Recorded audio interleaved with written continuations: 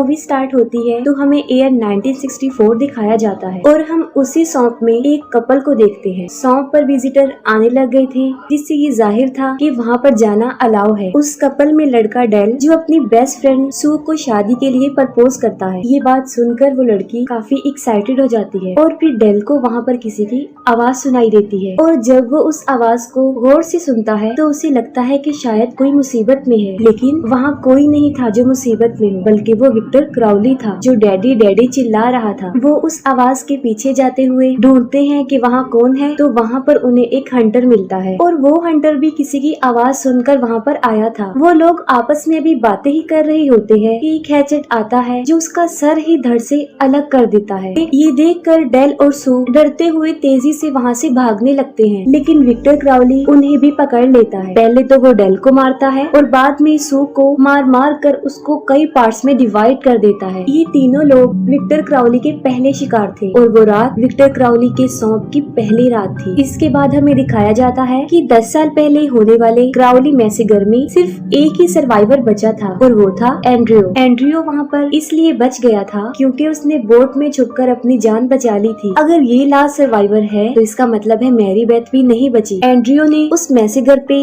एक बुक लिखी है जिसका नाम होता है आई सर्वाइवर और अपनी इस बुक को प्रमोट करने के लिए वो अपनी एक्स वाइफ सबरीना के शो में आया है। यहाँ पर हमें ये पता चलता है कि उस मैसेगर में तकरीबन 40 के करीब लोग मर गए थे, लेकिन उन्हें विक्टर क्राउली ने मारा था या नहीं ये बात अभी साबित नहीं हुई थी, बल्कि इसके ऑपोजिट सब लोग एंड्रियो को ही किलर समझ रहे थे और आज तक उसे ही किलर समझा जाता है। फिर हमें एक लड़की दिखाई जाती है क्लो, जो अपनी फ्रेंड्स के साथ मिलकर क्राउली मैसेगर पे एक मूवी बनाना चाहती थी। वो सोचती थी कि मे बी एंड्रियो उनकी हेल्प करते। ये सोचकर वो तीनों उसकी बुक साइनिंग में जाते हैं और काफी देर लाइन में खड़े होने के बाद उनकी बारी आती है। जैसे ही क्लो उससे मूवी की बात करने लगती है, उसकी मैनेजर कैथलीन साइनिंग बंद करके उसे वहाँ से ले जाती है। क्लो का काम नहीं बनता और वो देखती ही रह जाती है। कैथलीन एंड्रियो को बताती है कि उन्हें एक बहुत बड़ी ऑफर मिली है, उसे उसी शॉप में जाकर एक इंटरव्यू करना है और उसके बदले में उसे बहुत सारे पैसे मिलेंगे। लेकिन एंड्रियो दोबारा से उस शॉप में जाना नहीं चाहता था और वो साफ इनकार कर देता है। तब कैथलीन उसे कहती है कि उस इंटरव्यू के उसे $1 मिलियन मिलने वाले हैं और $1 मिलियन सुनते ही वो जाने के लिए एग्री हो जाता है। वो जाकर प्लेन में बैठ जाता है जहाँ पर उसे बाकी विजिटर भी मिलते हैं और तभी वहाँ पर सबरीना भी आ जाती है और वहाँ पर एंड्रियो को पता चलता है कि उसका इंटरव्यू किसी और ने नहीं बल्कि सबरीना ने ही लेना है, जिससे वो बिल्कुल भी खुश नहीं था। दूसरी तरफ क्लो और उसके फ्रेंड्स क्राउली मैसेगर का ट्रेलर शूट करने के लिए उस सौंप पर पहुंच जाते हैं और अब उस सौंप को एक थीम पार्क बना दिया गया था। और यही नहीं, वहाँ क्राउली के मर्चेंडाइज भी सेल हो रहे थे। वहाँ पर उन्हें एक गाइड डिलन भी मिलता है जो उन्हें सौंप का टूर करवाता है। वो उन्हें बताता है कि स्टार्टिंग के 4 सालों में बहुत से लोग यहाँ पर घूमने आते थे, लेकिन उन 4 सालों की निस्बत अब लोग बहुत कम आते हैं क्योंकि लोगों को विक्टर क्राउली का क्रेज खत्म हो गया है।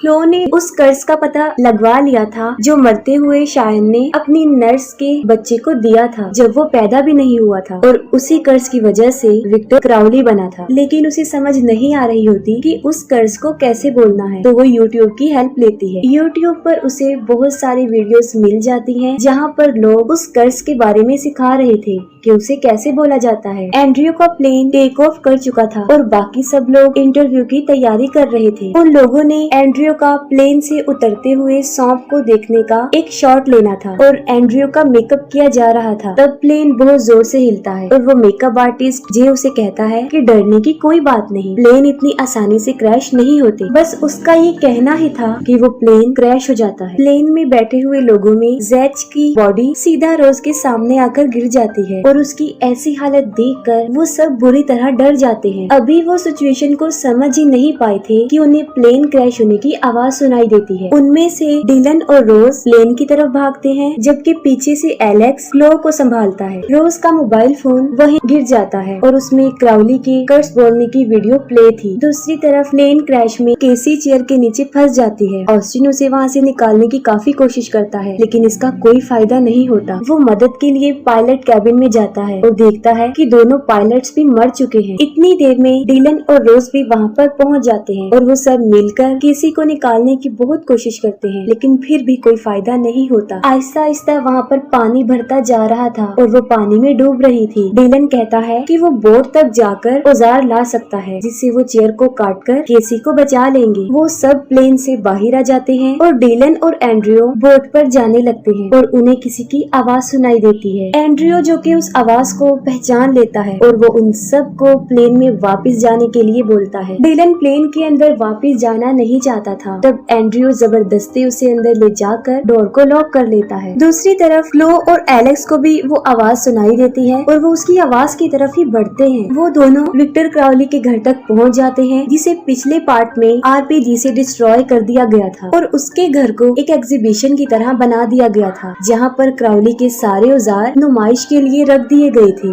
जिसमें उसका हैचेट भी था और वो बेल्ट सैंडर भी। उन दोनों को बाहर किसी की मूवमेंट फील होती है। एलेक्स चेक करता है और विक्टर क्राउली जल्दी से आकर उसे पकड़ लेता है और एक हैमर से मार मार कर उसका बुरा हाल कर देता है और आखिर में उसका सर ही धड़ से अलग कर देता है। ये देखकर क्लो वहाँ से भाग जाती है और विक्टर क्राउली हैचेट लेकर उसका पीछा करता है। किसी तरह भागते भागते वो प्लेन तक पहुँच जाती है, लेकिन विक्टर क्राउली बिल्कुल उसके पीछे ही था। वो उसका सर प्लेन की विंडो में जोर से दे मारता है और पीछे की तरफ घसीट कर जमीन पर जोर से पटक देता है। वो उसे अपना बेट समझ रहा था और उसे वहाँ छोड़कर चला जाता है। प्लेन में पानी भरता ही जा रहा था और केसी उसमें डूब रही थी। अचानक से पानी में वाटर स्नेक आ जाता है, जिसे देखकर कैथलीन पैनिक होते हुए प्लेन से बाहर आ जाती है, लेकिन उसे ये नहीं पता था कि क्राउली प्लेन के ऊपर खड़ा हुआ है। तब ऑस्टिन दरवाजा बंद करने के लिए बाहर आता है और जैसे ही वो अपना सर बाहर निकालता है, क्राउली अपना हैचेट घुमा कर मारता है और उसका सर धड़ से अलग होकर एंड्रियो के हाथ में आकर गिर जाता है। उसका दिमाग निकलकर बाहर गिर जाता है और जाहिर है जितना ब्रूटली तरीके से उसे मारा गया था वो मर जाता है। कैथलीन को बाहर नेटवर्क भी मिल जाते हैं और वो पुलिस को कॉल कर देती है, लेकिन इससे पहले कि वो कुछ बता पाती, क्राउली उसका हाथ ही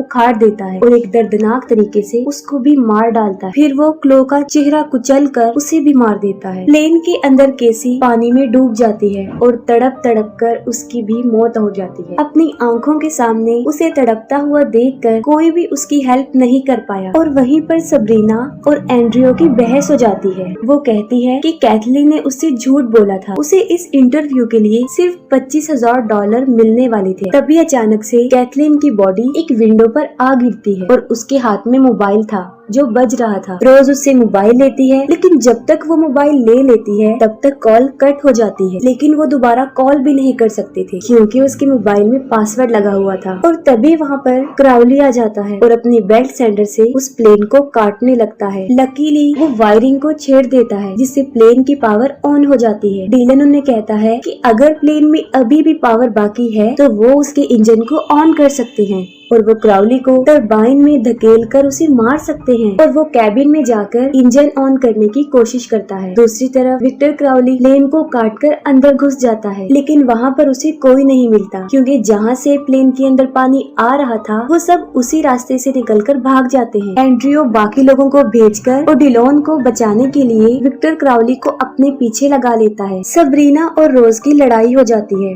और सबरीना उसे मोबाइल छीनकर वहाँ से भाग जाती है। उनकी आवाज सुनकर क्राउली वहाँ पर पहुँच जाता है, लेकिन रोज किसी तरह ट्री पर चढ़कर अपनी जान बचा लेती है। सबरीना किसी तरह बोर्ड तक पहुंच जाती है, लेकिन उसके पास उसकी की नहीं थी और तभी वहाँ पर विक्टर क्राउली भी पहुंच जाता है। जान बचाने के लिए वो छुप जाती है और तभी उसके हाथ में फोन बजने लगता है। वो जल्दी से मोबाइल ऑफ करती है, लेकिन इसका कोई फायदा नहीं होता। अब काफी देर हो चुकी होती है। क्राउली उसे पकड़कर मार डालता है। दूसरी तरफ डिलन प्लेन का इंजन स्टार्ट करने में कामयाब हो जाते हैं और तब तक एंड्रियो भी उसके पास पहुँच गया था। तभी वो रोज को अपनी तरफ आते हुए देखते हैं, लेकिन उसके पीछे विक्टर क्राउली भी होता है। वो रोज को पकड़ लेता है और उसे मारने के लिए अपनी हैचेट निकाल लेता है। एंड्रियो को प्लेन के अंदर एक फ्लेयर गन मिली थी और वो उससे विक्टर क्राउली को शूट कर देता है। तब रोज उसकी हैचेट उठा लेती है और हैचेट से ही उसे मारने की कोशिश करती है। एंड्रियो फिर से फ्लेयर गन से शूट करता है, लेकिन इस बार उसका निशाना छूट जाता है और अब क्राउली को मारने की बारी आती है डिलन की। वो उसे लेकर सीधा टरबाइन में घुस जाता है। वहाँ पर डिलन को अपनी जान से भी हाथ धोने पड़ते हैं और उन दोनों के चीथड़े उड़ जाते हैं। लेकिन विक्टर क्राउली जैसे मॉन्स्टर से इतनी आसानी से पीछा छूटने वाला नहीं था। तब हम देखते हैं कि ये सब कुछ कोई देख रहा था और वो थी मैरी बेथ, जो अपनी शॉटगन उठाकर उसको मारने के लिए बिल्कुल तैयार होती है। और इसी के साथ ही ये मूवी यहीं पर एंड हो जाती है।